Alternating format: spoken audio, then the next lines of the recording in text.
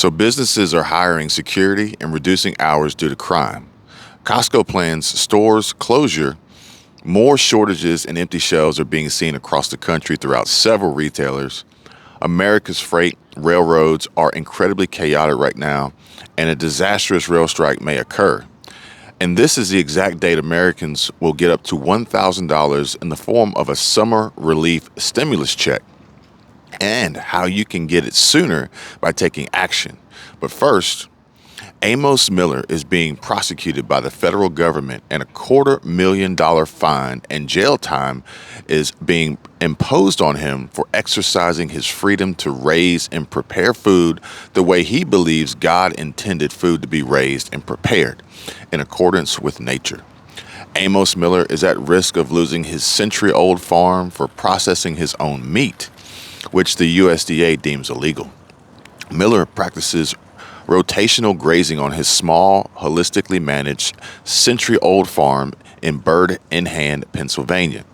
His heritage breed cows are raised on organic pastures, with the chickens following behind, eating the bugs from their droppings, and way-fed pigs trampling all the fertilizer back into the ground after that. Sounds like a pretty efficient method to me.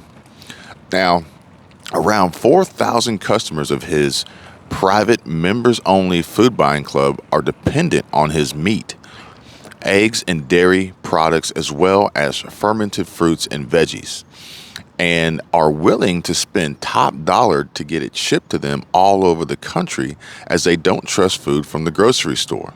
Now, talk about a side hustle. But a couple of weeks ago, a federal judge told Miller to cease and desist all meat sales, and sent armed U.S. Marshals to search his property for his meat and farm, store, and freezers. They took an inventory of all his meat to make sure he doesn't sell any or slaughter any more animals. They're taking this real serious. Now, the USDA, based on their actions, must think his customers are too stupid to think for themselves and need the USDA to come in and protect them from themselves. Or, more than likely, the USDA just wants to keep making their cut of the sales. It's all about that money, people. Now, I wonder if Ultimate Insider husband and wife duo Paul and Nancy Pelosi have any profitable ties to the USDA. Wouldn't shock me if they did. I was shocked to discover that all USDA licensed processing plants are required to treat all meat, even the local grass-fed organic variety, with synthetic preservatives. A little disturbing if you ask me. Almost makes me want to go full vegetarian. Amos said that often they use citric acid, which you'd think comes from oranges or lemons, but it's a modified substance made from corn, and they don't even have to label it on the meat. A customer of farmer Amos Miller also said the USDA processing plants require the meat to be treated with a chemical cocktail of citric acid, lactic acid, and periacetic acid. It's not really what I want in my meat. Also adding that the periacetic acid is toxic and citric and lactic acids are GMO. Now, starting a small business and side hustle, especially in farming and responsible food production, sounds like a great idea and definitely something we all could use. But that is a very important component to starting a small business. Solve a problem that many people have. Sell the solution. A sustainable solution that carries tremendous value at that. But in this case, you just had better not let the federal U.S. Department of Agriculture find out about it. And across the nation, businesses are adapting to rising crime by increasing security staff, reducing their operating hours, and closing down stores entirely. We've noticed that a lot here on our travels, that most major cities are closing at 9 p.m., maybe even slightly earlier than that, because of crime and the economy. Desperate times can sometimes provoke desperate actions, and retailers say theft is at an all-time high in their stores and is costing them millions of dollars in lost goods and millions more to add security. But it's not just theft. Other retailers say too many acts of violence are happening inside stores, making employees feel unsafe. Last Tuesday, Starbucks announced it's closing 16 stores across the country by the end of the month. Starbucks CEO Howard Schultz says the stores are profitable, but too many dangerous things are happening inside the stores, including heavy drug use by customers in the bathroom. Schultz said employee safety concerns became too serious and they had to take action. But it's not just Starbucks that's closing stores. A growing number of businesses are changing the way they do business. Some retailers are installing panic buttons, while grocery stores are hiring more security, with companies like Kroger saying thefts are hurting profits for the first time. If you work for a grocery store or any other business for that matter, and you've noticed a change in how they do business, an increase in security, or the installation of panic buttons, please comment below and let the family know. Violent crimes in restaurants and grocery stores have increased in recent years as well. And according to FBI data shared by the Wall Street Journal, the number of aggravated assaults that happened in restaurants increased by 60% between 2018 and 2020. The data also showed that assaults in grocery stores increased by 73% during the same time period. Very disturbing. Meanwhile, some retailers, including CVS, aren't putting as many products on store shelves due to the recent rash of thefts. Just too risky. Last year, Walgreens closed a store in San Francisco due to a surge in organized retail crime. It is happening. Former FBI agent Jim Maxwell said that multiple factors can influence the recent crime, but the economy and drug use are high on the list. He also blamed the Biden administration, calling out an influx of illegal border crossings. The once FBI agent said it's a growing trend and it's unfortunate. It's going to cost the consumer more money to buy things at stores because of the added security. And unfortunately, in our major cities these days, the prosecutors have adopted a posture which allows repeat convicted felons to go back out into public and commit more violent crimes.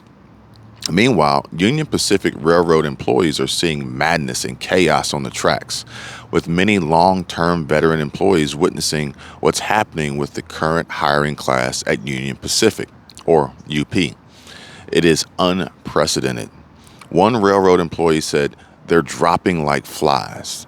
I mean, I've never seen it like this before. A railroad engineer or conductor typically earns a six-figure salary, retires with a pension, and enjoys union benefits. They don't need a college degree. The months-long training is provided on the job, and it's the kind of career that ought to be popular. But trainees and long-timers alike are getting burned out. It used to be a job with 8 or 9 hour shifts and plenty of time home. Now, employees are stating that railroading demands too much time away from one's family and work days that last up to 19 hours, combining 12-hour shifts with hours of waiting around for transportation or relief crews. Union Pacific is struggling to find railroad crews after years of slashing headcounts. And according to its latest earnings report, the $22 billion railroader, Union Pacific, had 30,100 employees during the first 3 months of 2022. 5 years prior, the company had nearly 12,000 more workers. Union Pacific is reporting its second quarter earnings later this month, and we will keep an eye out to see how the profits fare at the expense of its workers. And this employment issue isn't unique to Union Pacific. America's railways are in an unusually chaotic state as Class 1 lines struggle to find employees. Senate Minority Leader Mitch McConnell seems to think Americans are just fat, lazy slobs who don't want to work and don't need to work because they're flush with cash and their savings accounts are thick from all the stimulus checks they received from the CARES Act. Mitch McConnell said, once they run out of money, they'll go back to work. I don't know about you, but I never stopped going to work, and my stimulus checks are long gone.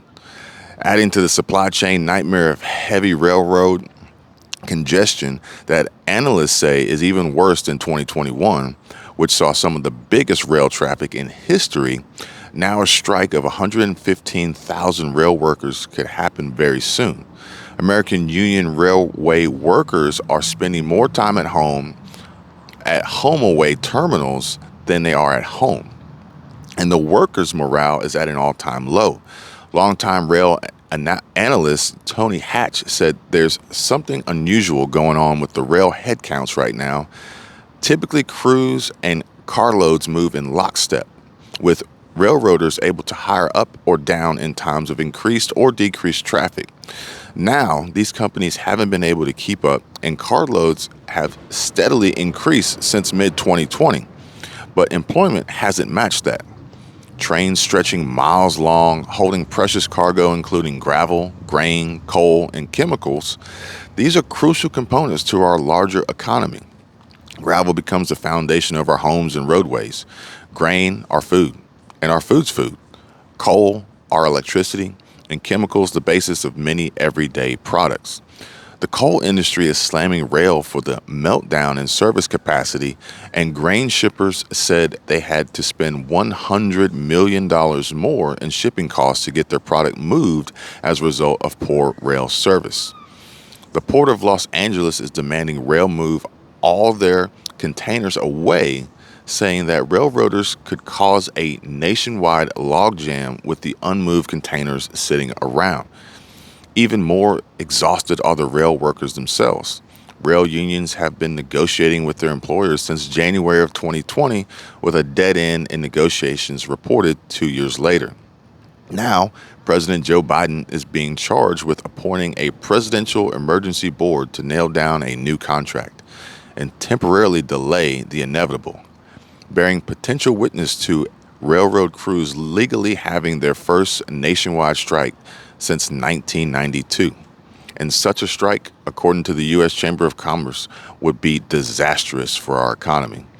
These railroad companies have cut labor to the bone, and in order to make up for the shortage of labor, they're overworking and abusing the workforces they have. Meanwhile, the Association of American Railroads said in a statement a few weeks ago that the rail companies and representatives were committed to hiring more and to addressing rail service issues. But we'll believe it when we see it. If we can get Americans to hurry up and spend their fat stimulus check savings and be forced to go back to work, the rail industry plays a critical role in servicing the U.S. economy, and we desperately need it to work alongside customers to remedy service issues moving forward before things get really, really bad and worse than they already are, and we see more shortages and more empty shelves of the most important daily essentials. We're truly in a chaotic situation right now. Railroad service is suffering, and service complaints from shippers have gotten louder and louder in 2022. And data from the rail carrier shows that service has declined. Train speeds have largely decreased from 2021, while terminal dwell time is up. To address low staff, Berkshire Hathaway's BNSF took one particularly unpopular approach.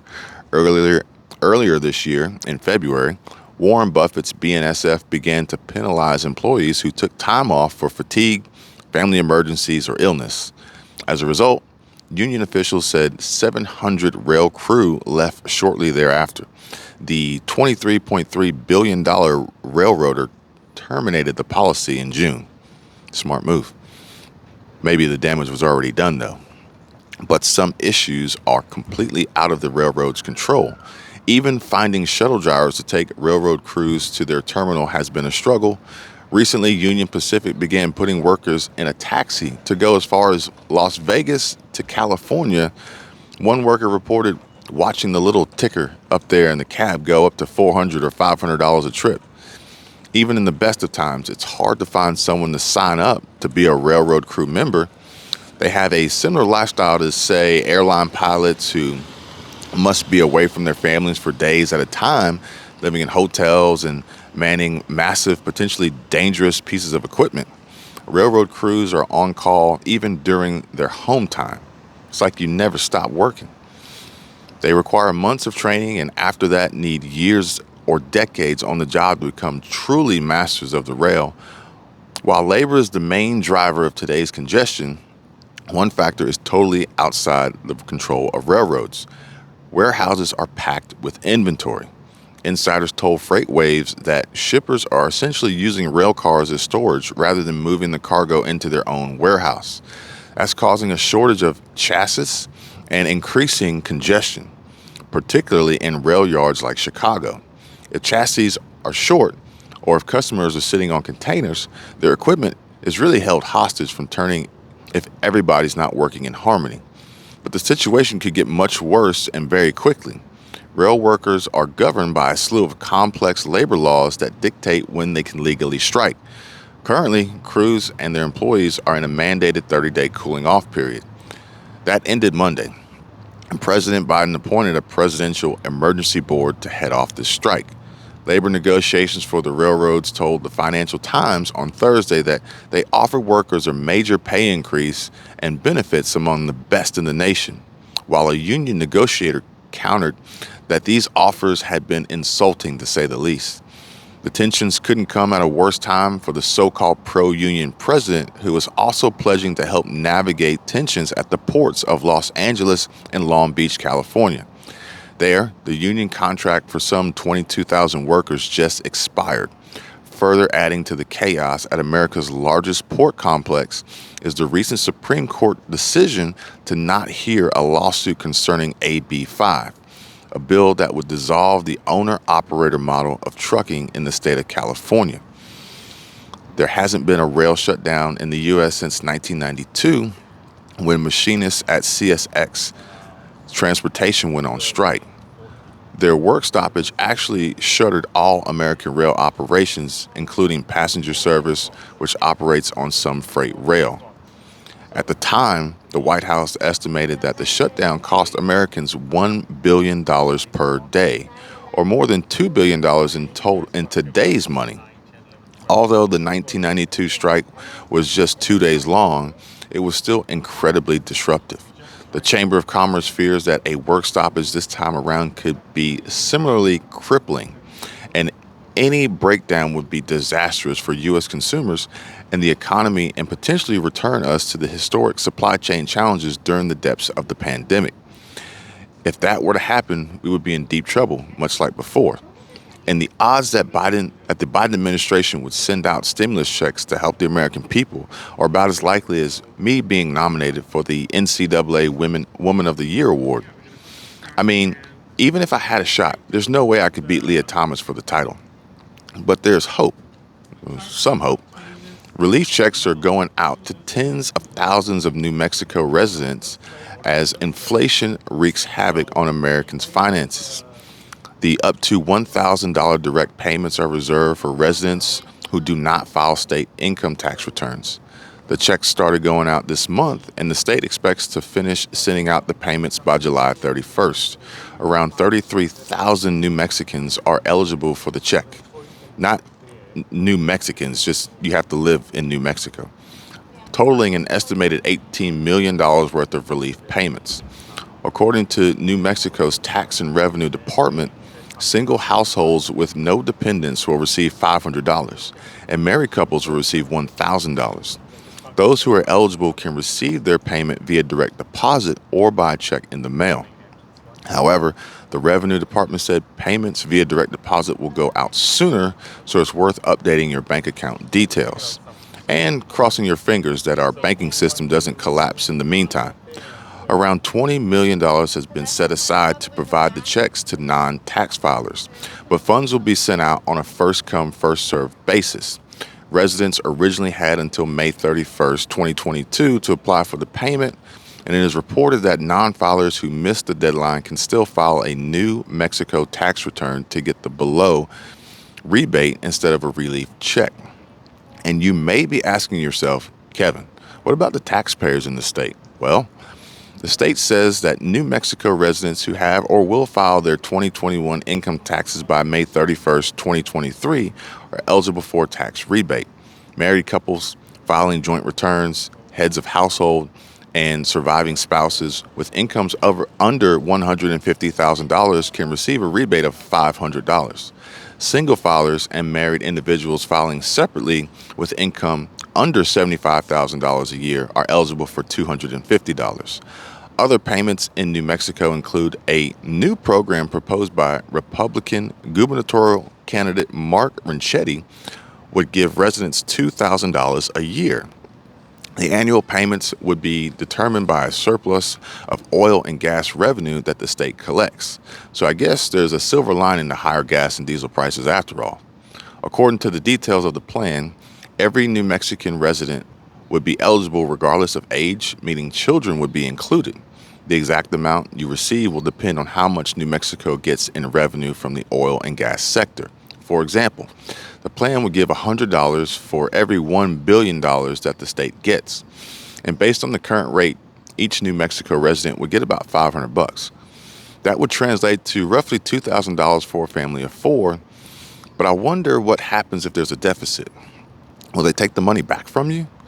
We'll just have to wait and see how that plays out. But right now, it's unclear if there will be any income restrictions or if it will require you to file taxes. There are several direct payments going out this week for other states too, plus major changes coming to Social Security payments. Stay tuned for more on that. Subscribe to the channel, turn on notifications, and I'll bring you guys more updates as they come about.